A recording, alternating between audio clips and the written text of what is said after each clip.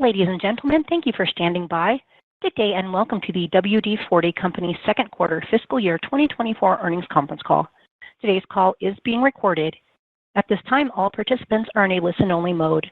At the end of the prepared remarks, we will conduct a question-and-answer session. To register a question at any time during this call, please press star 1 on your telephone keypad. Please make sure your mute function is turned off to allow your signal to reach our equipment. If at any time during the conference you need to reach an operator, please press star 0 on your telephone keypad. I would now like to turn the presentation over to the host for today's call, Ross Cooling, Communications Manager, Investor Relations, and Stakeholder Engagement. Please proceed. Thank you. Good afternoon, and thanks to everyone for joining us today. On our call today are WD-40 Company's President and Chief Executive Officer, Steve Brass, and Vice President, Finance and Chief Financial Officer, Sarah Heiser. In addition to the financial information presented on today's call, we encourage investors to review our earnings presentation, earnings press release, and Form 10-K for the period ending February 29, 2024. These documents are available on our investor relations website at investor.wd40company.com. A replay and transcript of today's call will also be made available shortly after this call. On today's call, we will discuss certain non-GAAP measures. The descriptions and reconciliations of these non-GAAP measures are available in our SEC filings as well as the earnings documents posted on our investor relations website. As a reminder, today's call includes forward-looking statements about our expectations for the company's future performance. Actual results could differ materially. The company's expectations, beliefs, and projections are expressed in good faith, but there can be no assurance they will be achieved or accomplished. Please refer to the risk factors detailed in our SEC filings for further discussion. Finally, for anyone listening to a webcast replay or reviewing a written transcript of this call, please note that all information presented is current only as of today's date, April 9, 2024. The company disclaims any duty or obligation to update any forward-looking information as a result of new information, future events, or otherwise. With that, I'd now like to turn the call over to Steve. Thank you, Ross, and thanks to all of you for joining us this afternoon. Today, I'll begin by discussing several strategic actions we've taken to support our 4x4 strategic framework, followed by an overview of our sales results for the second fiscal quarter of 2024. I'll also provide you with an update on our must-win battles and some of our strategic enablers. Sarah will provide further details on our second quarter results, an update on our business model, and our outlook for the remainder of fiscal year 24. And then we will take your questions. Over the last few months, I'm proud of the significant progress we've made on our 4x4 strategic framework. In March, we acquired our Brazilian marketing distributor and longtime business partner, Tyrone Marketing, for approximately $7 million in an all-cash transaction. This transaction directly supports our first must-win battle to lead geographic expansion of WD-40 multi-use product. Strategically, this allows us to have a direct market presence in Brazil to drive faster growth versus building up a direct market from the ground up. As you may recall, we successfully shifted from a distributor model to a direct market in Mexico in May 2020, and our revenues in Mexico have virtually tripled since making that shift. Taking Brazil direct through an acquisition presents a similar growth opportunity, and we are well positioned to capture that growth. Our prior agreement with Tyrone Marketing was based on a royalty model, and moving to a direct market provides us with an immediate benefit to our top line. We expect the Brazil market to drive revenue growth in excess of $10 million over the next year as a result of transitioning to this new business model.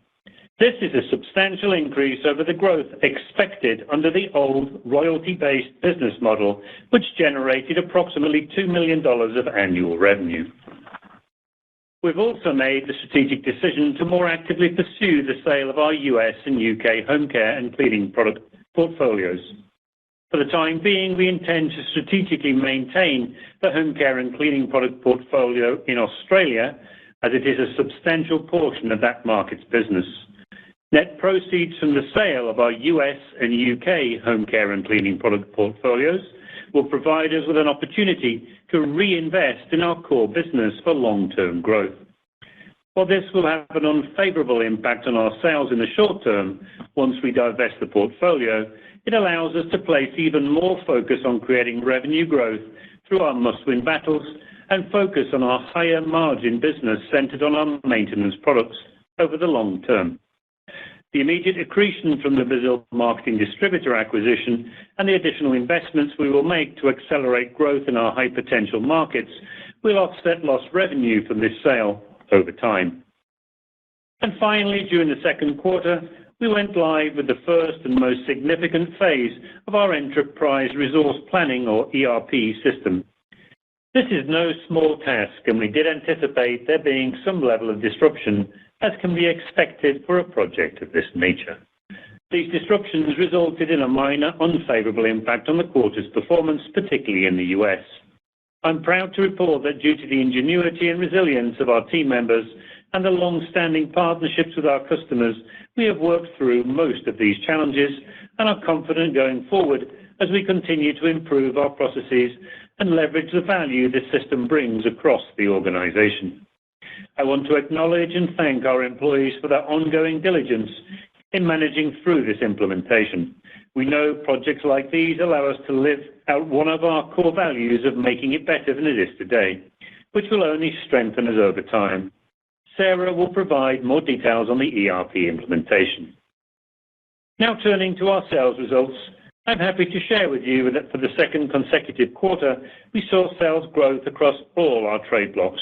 For the second quarter, we reported net sales of $139 million, an increase of 7% over the prior year. Excluding the favorable impact of currency, revenue grew 5%. On a year-to-date basis, net sales grew 10% on a reported basis and 7% excluding the favorable impact of currency, which is in line with both our FY24 guidance and our long-term growth targets. We remain encouraged that the improvement in trends we experienced in the second half of fiscal year 23 have carried into the first half of fiscal year 24. We're also pleased to report continued expansion of our gross margin versus prior year, which allows us to invest across other areas of our business, such as advertising and promotion activities, in order to continue to drive top-line growth. Now let me discuss second quarter sales results by segment. Unless otherwise noted, I will discuss sales and comparisons to prior year on a reported basis. Sales in the Americas, which includes the United States, Latin America, and Canada, of approximately $63.5 million, grew 1% over the prior year fiscal quarter. We're pleased to report that strong demand and sales growth throughout the U.S. more than offset the short-term impacts the ERP implementation had on our net sales. WD-40 Specialist and other maintenance product sales increased across most regions in the Americas, and we continue to see encouraging signs across the region. The growth in maintenance products was partly offset by a decline in home care and cleaning product sales, primarily due to lower volume in the U.S. as a result of reduced demand. In total, our Americas segment made up 46% of our global business in the second quarter. Turning to our sales results in IMEA, which includes Europe, India, the Middle East, and Africa. The recovery we experienced in the second half of last year in IMEA has continued throughout the first half of this year. IMEA sales of $54.3 million increased 16% over the prior year. Currency fluctuations positively impacted our sales in IMEA, and on a constant currency basis, sales would have increased 11%, marking the fourth consecutive quarter of double-digit sales growth in constant currency. The growth was driven in large part by higher sales of WD-40 multi-use product, which increased 17%, and WD-40 Specialist, which increased 23%. As a reminder, volumes last year were unfavorably impacted by price increases we had implemented, resulting in temporarily reduced demand as customers adjusted to these prices. The combination of recovering volumes and increased selling prices resulted in higher sales across most regions in IMEA this quarter. In the second quarter, sales of WD-40 multi-use product increased most significantly in France, India, and Iberia, which increased $1 million, $0.9 million, and $0.6 million, respectively. The growth in maintenance products was partly offset by a decline of 10% in home care and cleaning product sales, which is a much smaller part of the business for IMEA. In total, our EMEA segment made up 39% of our global business in the second quarter. Turning to Asia Pacific, which includes Australia, China, and other countries in the Asia region, sales of $21.3 million were up 4% over the prior year. The growth was driven by higher sales of WD-40 multi-use products, which were up 3%, and home care and cleaning products, which were up 23% over the prior year. This was partly offset by a 3% decline in WD-40 Specialist product sales. In China, sales of maintenance products were up 3%, primarily due to successful promotional programs and marketing activities that led to increased sales volume. On a constant currency basis, sales for China would have increased by 5%. In our Asia Pacific distributor markets, sales of maintenance products were up 3%, primarily due to price increases in these markets and successful promotional programs in certain regions. In Australia, sales were up 6% over the prior year, primarily due to higher sales of home care and cleaning products. In total, our Asia Pacific segment made up 15% of our global business in the second quarter. Now let me discuss the progress we've made against our must-win battles and provide you with an update on some of our strategic enablers that support our 4x4 strategic framework. We look at these must-win battles as growth drivers over the long term, and therefore we will focus our discussion on the year-to-date results of these battles. Starting with must-win battle number 1, lead geographic expansion. As mentioned earlier, the acquisition of a Brazilian marketing distributor is a strategic decision that aligns with and supports this must-win battle. Through the first half of the year, global sales of WD-40 multi-use product of $215 million grew 10% over the prior year, led by strong growth of 19% in EMEA, followed by growth in the Americas and Asia Pacific of 6.5% and 3% respectively. We continue to make investments in our flagship brand to build awareness and increase market penetration in identified key markets. As a result, we made excellent progress and seen volume recovery in many key markets. Next is must-win battle number 2, accelerating premiumization, which is a major contributor to our revenue growth and gross margin expansion. Year-to-date, sales of WD-40 Smart Straw and Easy Reach when combined were up 13% over the prior year. Our implementation of WD-40 Smart Straw Next Generation in the Americas and of multiple packages in EMEA is contributing to the sales growth of premiumized products. This growth aligns with our long-term net sales compound annual growth rate target of greater than 10% in reported currency for premiumized products. Our third must-win battle is to drive WD-40 Specialist growth.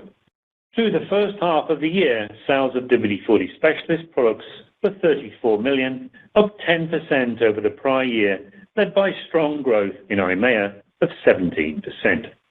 In the Americas, sales of WD-40 Specialist grew 4%, while Asia Pacific, which is a much smaller portfolio, grew 9% compared to the prior year. We continue to target a net sales compound annual growth rate of greater than 15% in reported currency for WD-40 Specialist. Our fourth and final must-win battle is to accelerate digital commerce. We see this as an accelerator for all our other must-win battles as it improves brand awareness and online engagement, leading to an improved customer experience and sales across our channels. Year-to-date, e-commerce sales are up 24%, with strong growth in both EMEA and the Americas trade blocks. Turning to the second element of our strategic framework, our strategic enablers, which collectively underpin our must-win battles. I want to take a moment to discuss strategic enabler number 1 of ensuring a people-first mindset.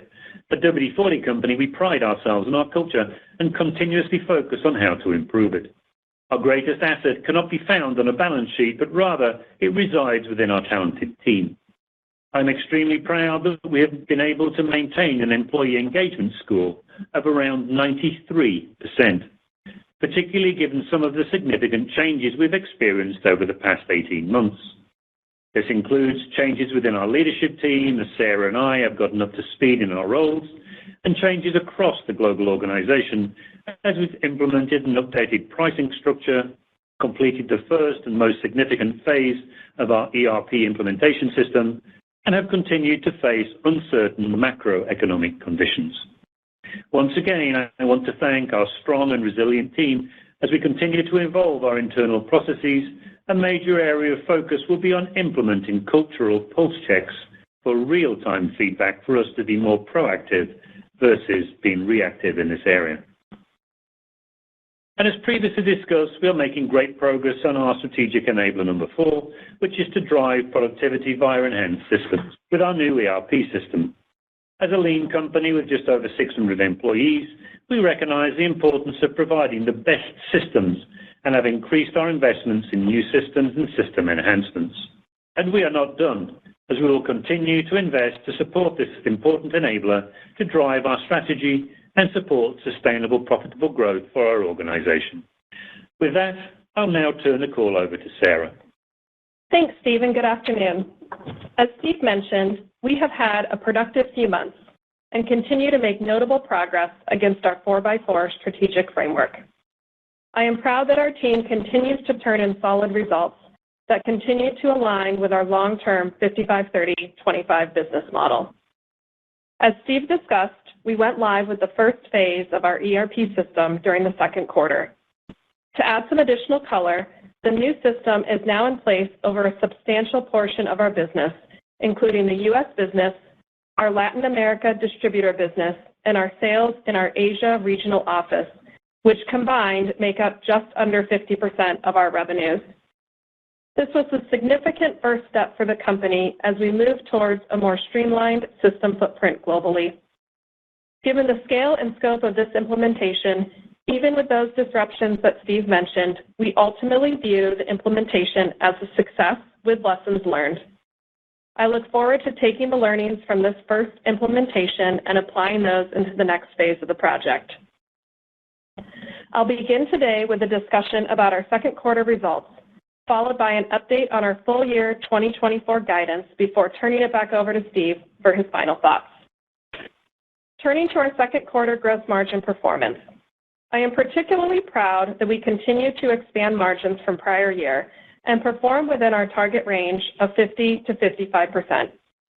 For the second quarter, gross margin improved 160 basis points over prior year to 52.4%. Gross margin benefited 130 basis points from favorable sales mix and other miscellaneous mix. This quarter, we saw a benefit from sales mix in EMEA, which had a strong top-line growth. Lower costs associated with specialty chemicals also positively impacted gross margin by 100 basis points. To a lesser degree, gross margin was positively impacted by 70 basis points from tactical price increases as we cycle through the anniversary of most of those changes. While we are not planning any significant additional tactical price increases in the near term, we continue to monitor the inflationary environment in various markets. These favorable impacts to gross margin were partially offset by higher costs associated with other input costs, which had an adverse impact of 100 basis points in the quarter. Gross margin improved over prior year across all trade blocks. Within the Americas, gross margin improved 130 basis points over prior year to 49.4%. EMEA continues to expand gross margin, improving 140 basis points over prior year to 53.7%. And Asia Pacific again turned into strong gross margin performance, improving 320 basis points over the prior year to 58.5%. This progress through the first half of the year has positioned us to raise the bottom end of our full year 2024 gross margin guidance, which I will discuss shortly. Based on the current trajectory, cost environment, and macro environment, we are targeting to achieve gross margin of 55% by the end of fiscal year 2026.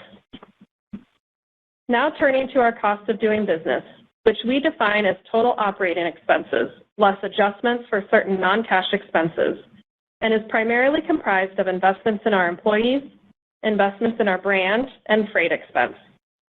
As we continue to grow our top line, we also remain focused on operating efficiently and reducing our costs effectively.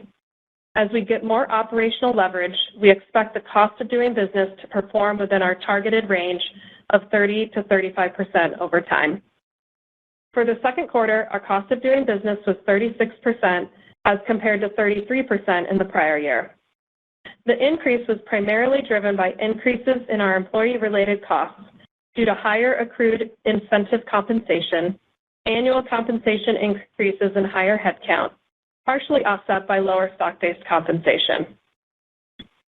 We also experienced an increase in professional services, including costs associated with our ERP implementation and the acquisition of our Brazilian distributor. Additionally, travel expense and unfavorable changes in foreign currency exchange rates contributed to higher SG&A expense.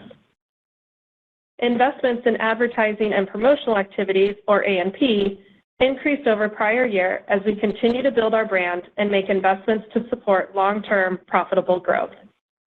As a percentage of sales, A&P investment was 4.8%, compared to 4.6% prior year. Our A&P investments are always impacted by phasing between quarters, and we still expect the full year to be within our guidance of 5 to 6%. Turning now to adjusted EBITDA. While adjusted EBITDA margin has been under pressure due to the inflationary environment and the strategic investments we are making, we continue to target performing in a range of 20 to 25% longer term. Getting adjusted EBITDA above 20% remains a priority. The sale of our home care and cleaning products portfolio will likely impact the timing of achieving this, as we anticipate a potential step back in the short term as we divest this portfolio, but expect a longer-term benefit as we focus our investments on our higher growth and higher margin maintenance products. For the second quarter, adjusted EBITDA margin was 17% as compared to 19% in the prior year. The step back this quarter reflects the higher cost of business items that I previously discussed. Now let me discuss some items that fall below the adjusted EBITDA line. Net income of $15.5 million declined approximately $1 million, or 6% from prior year. On a constant currency basis, net income would have decreased 9% compared to the prior year. Our net income reflects the provision for income tax rate of 21.6%. Diluted earnings per common share for the quarter were $1.14 compared to $1.21 in the prior year. Diluted EPS reflects 13.6 million weighted average shares outstanding this quarter, which was essentially flat compared to the prior year. Turning to the balance sheet and capital allocation. Our resilient and asset-light business model, coupled with actions we have taken to grow our top line while improving gross margin, continue to contribute to our strong balance sheet and liquidity position. Maintaining a disciplined and balanced capital allocation approach remains a priority for us. For the foreseeable future, we expect maintenance CapEx of between 1 and 2% of sales per fiscal year, which is in line with our asset-light strategy. One of our more significant investments has been around our new ERP system. Through our go-live date in January, we had capitalized approximately $10 million in investments, and this quarter we began to amortize those costs upon implementing the first phase of the new system. As part of this project, we have incurred and will continue to incur costs that do not qualify for capitalization. We will continue to incur costs that will either be capitalized or expensed, depending on their nature, through the next phases of implementation in the near term. We continue to assess what those phases will be as we consider the needs of the business, supporting any business model changes like Brazil, and the risk profile of our existing systems. We also continue to make progress in lowering our inventory levels, which we had invested in to stabilize our U.S. supply chain in prior years. Our inventory levels peaked in the first quarter of fiscal 2023, and since then, we have reduced inventory by $41 million, or 34%. In addition, we continue to return capital to our shareholders through regular dividends and buybacks. Annual dividends will continue to be targeted at greater than 50% of earnings. On March 19th, our board of directors approved a quarterly cash dividend of 88 cents per share. During the second quarter, we repurchased approximately 11,500 shares of our stock under our current share repurchase plan at a total cost of approximately $2.9 million. We will continue to be active in the market and expect to repurchase at least enough shares to offset shares issued for equity compensation. Going forward, our objective is to return cash to investors in the most accretive manner. Our cash flow from operations for the first half of fiscal year 2024 was $44.9 million, and we have elected to use $21.6 million of that cash to pay down a portion of our short-term, higher interest rate borrowings. Our intent is to continue to pay down higher interest borrowings under the current interest rate environment. That concludes my discussion on our reported results. Let me now provide an update on our guidance. For the first half of fiscal year 2024, we are pleased with our solid performance and progress against our 4x4 strategic framework. It is important to note that results may vary from quarter to quarter, and comparisons to the prior year will vary particularly by trade block due to the timing of those prior year price changes and the temporary resulting impact on volumes. We continue to monitor the market, and our guidance assumes no major changes to the current macroeconomic environment in the second half of fiscal year 2024. It is also important to note that our full-year guidance, as previously communicated, anticipated the acquisition of our Brazilian marketing distributor. Based on these factors and assumptions, we are therefore reiterating annual net sales growth between 6% and 12%, with net sales between $570 million and $600 million in constant currency. We are increasing the bottom end of our gross margin range to 51.5%, resulting in a new annual guidance of 51.5% to 53%, an increase up from our prior guidance of 51% to 53%. This is based on our current performance, mixed trend, and current cost environment. Advertising and promotion investment remains unchanged, and we expect this to be between 5% and 6% of net sales. We are reducing our provision for income tax to be between 23% and 24%, a decrease from our prior guidance of 24% and 25%.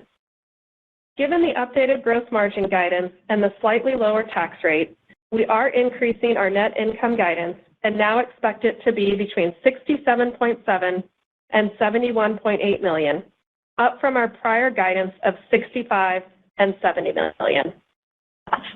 And we are increasing our diluted EPS to be between $5 and $5.30, from our prior guidance of $4.78 and $5.15.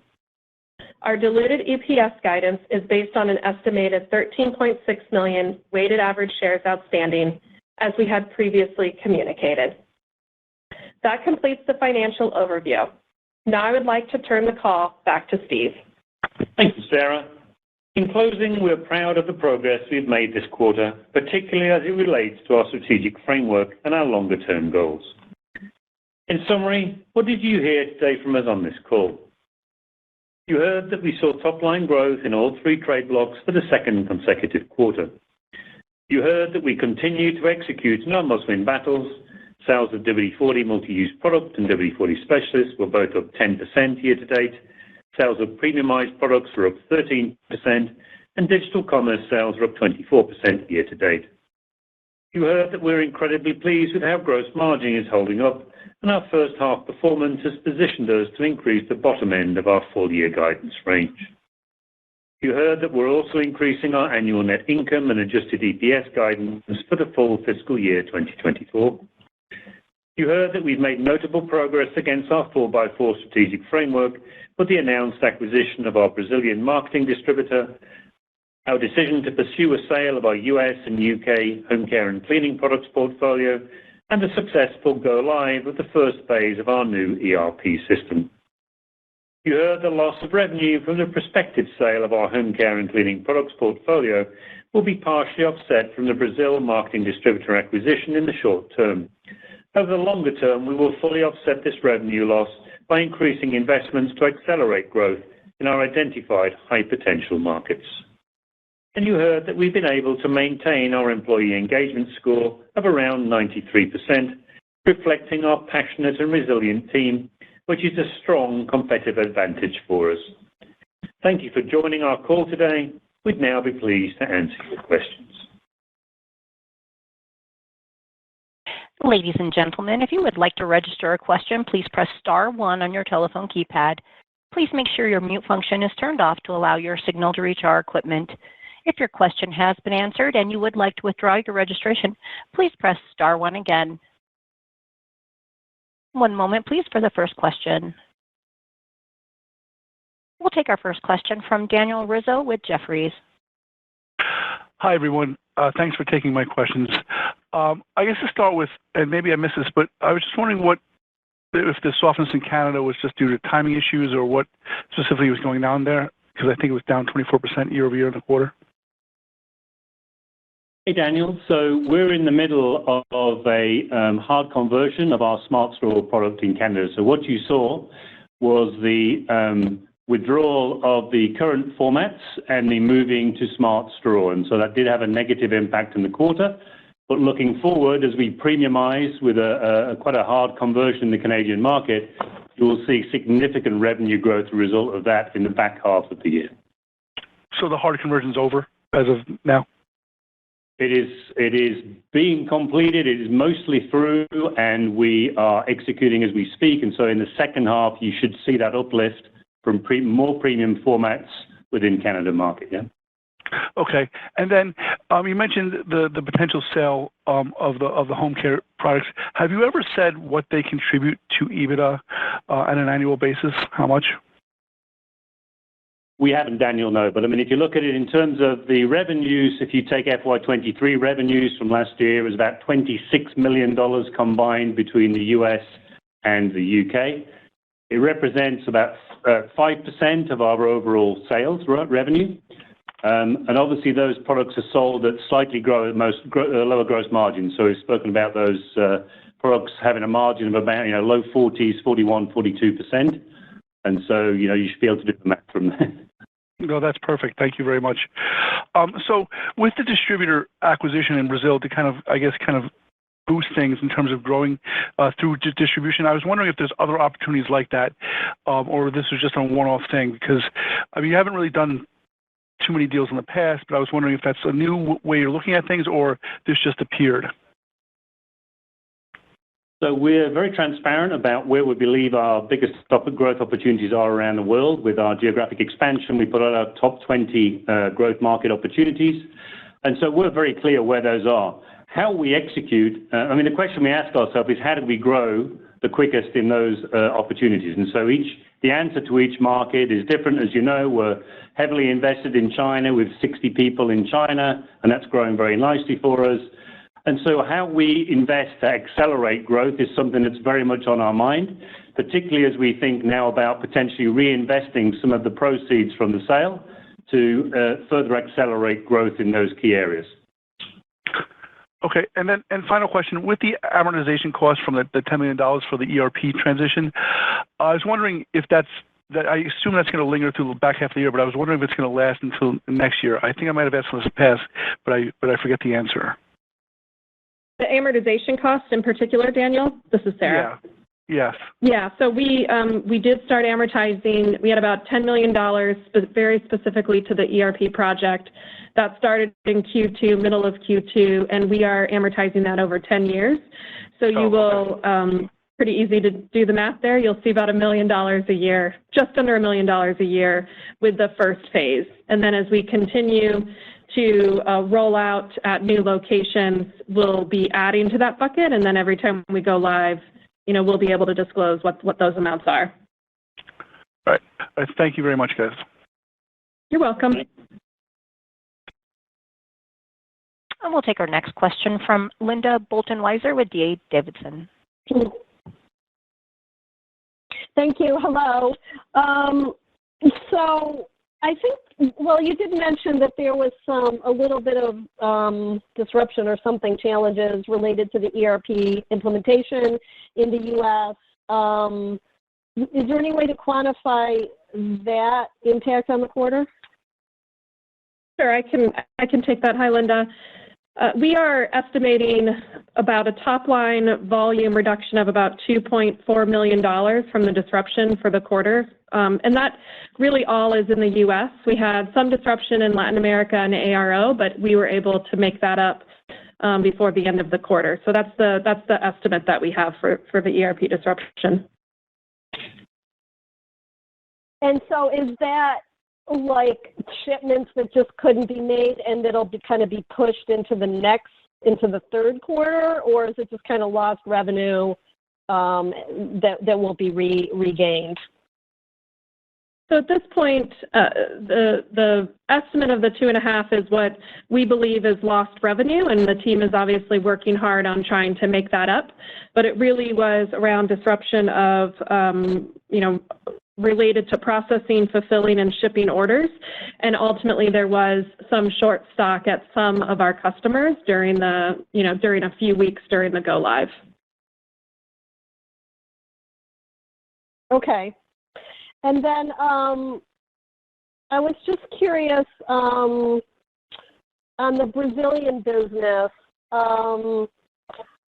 When you mentioned $10 million, I think Stevie said, of revenue opportunity in the next year, can you clarify, is that like incremental or is that just total versus what it was? And then, I mean, some of that is just accounting for removing the distributor margin from the equation. So I'm just kind of wondering how much of a kind of real step up in revenue that represents. Can you explain that a little bit? Sure. So if you look at the basic model that we had, we had a royalty model in Brazil, and so that was a $2 million revenue stream. And that was, it's almost, when you have a royalty model, it's almost all gross margin minus a few costs, right? So it's a different model. You have to say that Brazil is one of our, in terms of units sold, it's actually even bigger than Mexico was when we took over the Mexico market. And so we're very confident in our ability to be able to, given the experience we've had in Mexico, to be able to transform that and realize the incremental value as a direct market. And so in our first year, as we said, in the back half of this year, that will be $5 million of increment on top of the $1 million we would have done last year. And then for the first 6 months of next year, we'll have a further $5 million, plus then whatever we can put on top. And so in the medium term, we see a $20 million plus market in Brazil, which is exactly what we achieved in Mexico over a 3.5-year period. And, opportunities for growth well beyond that in the long term. Okay, gotcha. And then I was just wondering, switching back for a minute to the Americas. I know it's in your queue, but I was curious if you could give volume and pricing for the whole company and then what it was in the quarter for the Americas.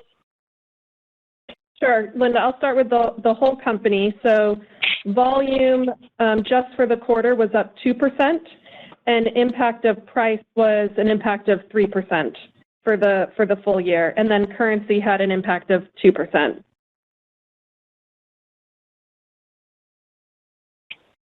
Okay. So, sorry, that's the pricing of 3% was for the quarter or for the half? For the quarter. And for the year to date, we're right at 3% as well. So for the halfway through the year, we're at 3% for impact of selling price, and then the increase in the sales volume is 4%. Okay, gotcha. And that's based on the growth of 10%. So that's how the 10% is being, if you look at halfway through the year, we're up 10%. Of the 10, 3 is related to selling price and 4 is related to volume. Okay.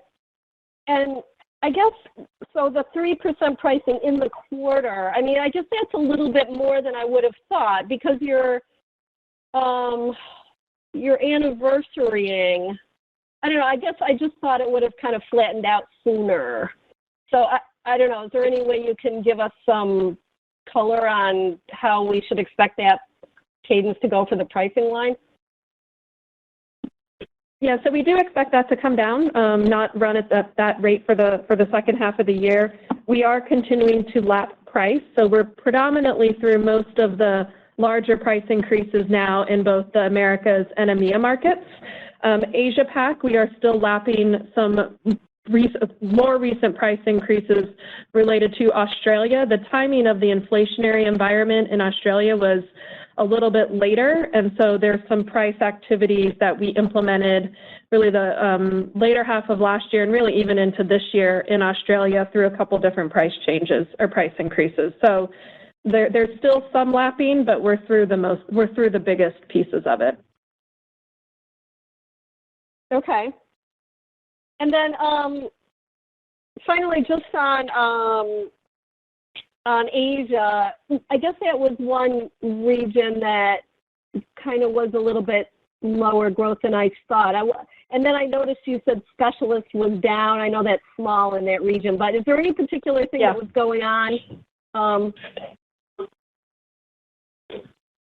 So I think, where we're at overall in Asia is if you look, it's been masked a little bit by currency, so constant currency rate. Our growth overall, I believe we're up 5% year to date. China's up in local currency 12% year to date, and so we maintain double-digit growth in China, and all the other regions are up, but perhaps not as as high as we thought. So we see a very strong back half against prior year for Asia Pacific. So there's nothing to be worried about. I think by the end of the year, we'll have caught up, and all three trading blocks we see operating within our guidance range. So 5 to 8% for the Americas, 10 to 13% for Asia Pac, and 8 to 11% for EMEA. So we're very optimistic about the second half of the year. Okay. And then just one final one. I was trying to figure out the math here on your EPS increase for the guidance, and the tax rate, I don't think it was more than like 5 or 10 cents, and yet you raised the midpoint of the range by 18 cents. So is it fair to say that the rest of that is operational, rooted in the gross margin being better? Yeah, most of the change is as we're just getting, we're halfway through the year now. We have more visibility as to how we believe margin will play out for the second half of the year. So that's really the biggest change, and the narrowing of the EPS range. There's obviously a little play in there on the income tax line as well, but those are the biggest two drivers for the change in the guidance. Okay, that's all for me. Thank you very much. Thanks, Linda. Ladies and gentlemen, that does conclude our